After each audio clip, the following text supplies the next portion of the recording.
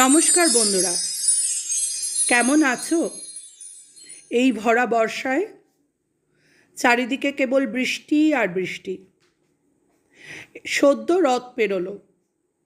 তোমরা রথযাত্রারও ব্লগ দেখেছ। তোমাদের মধ্যে অনেকে বলেছে রামায়ণের গল্প শোনাতে। তাই আজ আমি ছোটদের রামায়ণের গল্প নিয়ে এলাম।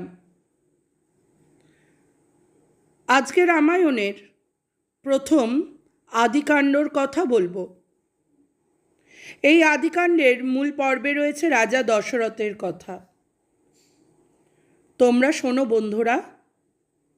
সে অনেককাল আগের কথা।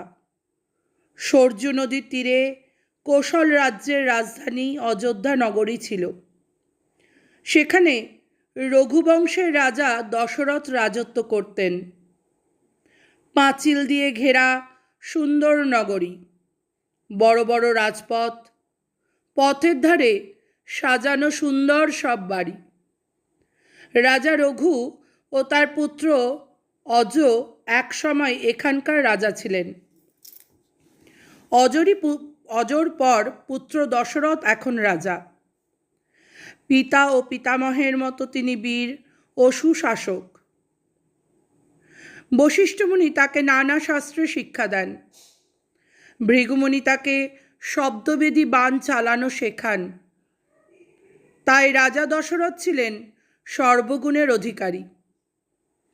তিনি ছিলেন রাজ চক্রবর্তী।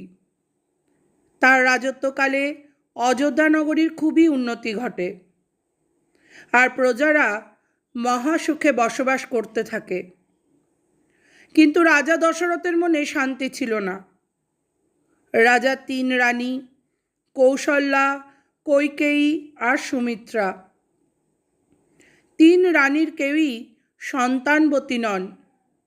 সুতরাং রাজা দশরথের ধনদৌলত, ঐশ্বর্য সব কিছু থাকলেও কোনো পুত্র না থাকায় পুত্রহীনের দুঃখে দিন যাপন করছিলেন। তারপরে কে বা হবেন এই অযোধ্যা নগরীর রাজা? আজ এই পর্যন্তই। কেমন লাগলো বন্ধুরা? অবশ্যই আমাকে কমেন্ট সেকশনে জানিও। তোমাদের মধ্যে অনেকেই ভূতের গল্প শুনতে চেয়েছো। খুব শিগগিরই আমি তোমাদের ভূতের গল্পও শোনাবো। তবে যা আমাদের ধর্ম, এই যে ভারতভূমি, সেখানে ধর্মের জয় সর্বত্র। এই আধ্যাত্মিক মহিমায় উদ্ভাসিত ভারতবর্ষকে জানতে গেলে রামায়ণ মহাভারত অবশ্যই পড়তে হবে। তাই তোমাদের জন্য আজকে আমার এটি একটি ছোট্ট উপহার। কেমন লেগেছে অবশ্যই কমেন্ট সেকশনে জানিও। নমস্কার।